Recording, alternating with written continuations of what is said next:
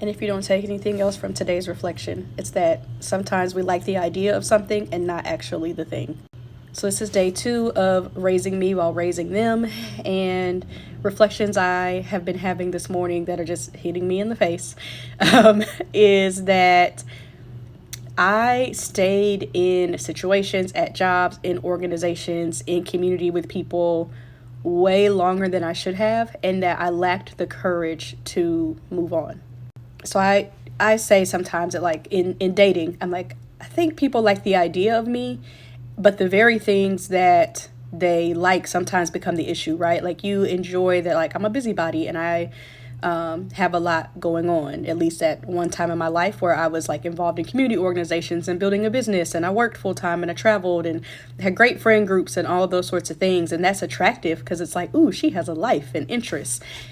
But then suddenly, if you want to control what I have going on, that will become the problem. I've literally been in relationships where the guy wanted me to get rid of my friends. And I was like, no.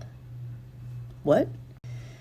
So how I'm thinking about that now is thinking about, like, I could blame other people. I could blame how people treated me, and, you know, my experiences at organizations and lack of leadership. And like, I could think about all of those things, right? But at the end of the day, there is some responsibility on me when it comes to choosing, right? Like, I always have a choice.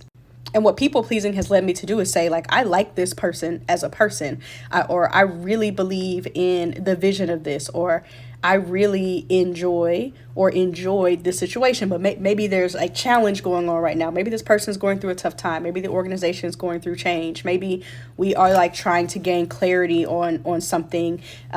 Maybe we hit a rough patch in this friendship, whatever it is, right? But when I realized, like, nothing was really changing, it was one-sided. I was doing a lot of the heavy lifting for things that actually weren't my responsibility to heavily lift, and there was no reciprocity and no, like, reciprocation. I wasn't getting back what I was putting in. I always had a choice. I could always leave. But y'all didn't have the courage. The people pleasing in me said, you stick it out. That's a human being. This is all human beings that's a part of this group or this organization. That's a human being that you're dealing with in that relationship or that friendship. So, like, you have to give them time, and you have to, like, have compassion, and you have to give people understanding and grace and all of that. That does run out. Like, I can still love you and absolutely want the best for you and realize we are absolutely not aligned anymore. I am not aligned with this group anymore. I could have changed my major sooner, right? I could have chosen like another college. I could have transferred. You know, I this goes back really far. There are sports I didn't have to do. There are workouts that, like, in gym memberships and stuff, like, y'all, I really, like, the shit runs deep, because there are things I did not cancel because I'm like, well, I've already committed, I'm paying for it, even though it was out of alignment, or my doctor was like, you keep injuring yourself, you can't do that anymore. Or I'd say, I really like that coach, I don't want to leave. Or, you know, I really like what I'm learning from this person, but I can't continue to pay for their Patreon or their organization membership or whatever because my finances have changed. My situation has changed, right? At that point, I was causing myself harm. So no matter the situation, that like, people pleasing just, like, resulted in me staying places that were out of alignment, and like, I could have distanced myself. I could have changed how I interacted, and it would have caused me less harm, and I don't think the other folks would have really been harmed in the end, right? Ultimately, this is about, like, what's in alignment for me and what I should be doing. So how does that carry over into motherhood, and what do I want to do differently? I do the same things. Like, you know, I won't speak up about something. I won't ask for help because I'm like, oh, well, that other person has stuff going on, or, well, it's my responsibility, like, as the mom to do all these things, or whatever. And that's not really helping me. Again, it's just stressing me out. And in a lot of situations, I realize, like, if I had just said something, folks could have stepped in. So I think about co-parenting, and, you know, I was like doing pickups and drop-offs, and it got to a point where I knew in my gut, I just need to ask, like, if I drop off, can you pick up, vice versa? And I didn't do it for a long time. And I finally said something, and it was like, yeah, like, it wasn't a big deal. And it took for me to just take that step and to speak up, to say, like, this is not in alignment, or this is unbalanced. Can we try this?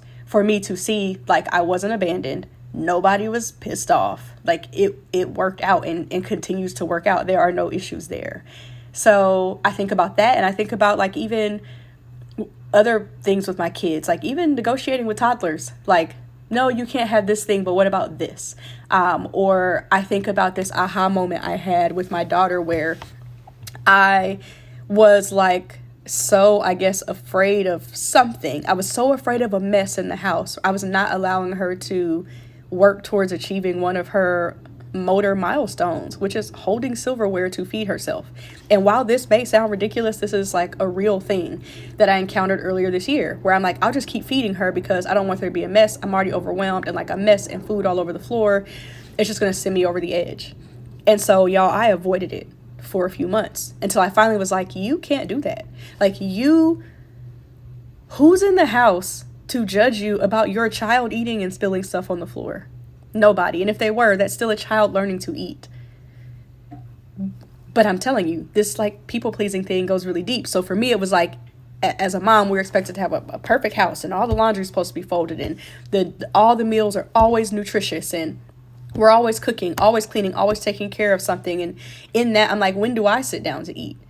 When do I sit down to like drink water? When do I work out? When do I like get to sit with my kids and eat? Because a lot of times I wasn't eating dinner.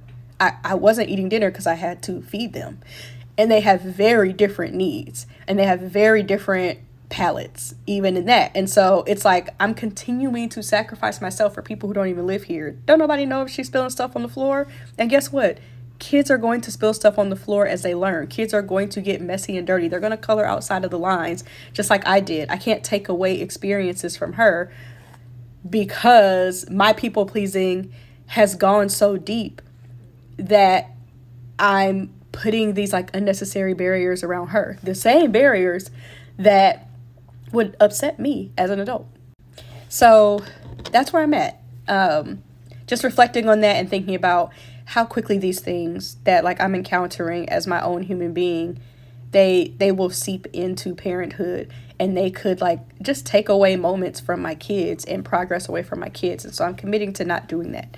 We're going to get messy. We're going to get dirty. We're going to have fun with it. And then we're going to celebrate as we progress. And one thing I'm committing to myself now is like, when it is time for me to shift or move or leave, I'm going to do that. And I'm going to do that courageously. And I'm going to do that without fear and without convincing myself that that's the wrong thing. I'm also going to stop convincing myself to stay places where I'm clearly not wanted. Because again, as I said and discovered yesterday, like if I was valued, if I was wanted, I wouldn't have to fight for it. It would be clear. I would be acknowledged. There would be reciprocity. I'm not saying that it's going to be like perfect. Life's not perfect. We're dealing with human beings. But what I will say is the effort will be consistent, and it will be seen, and it'll be obvious to me.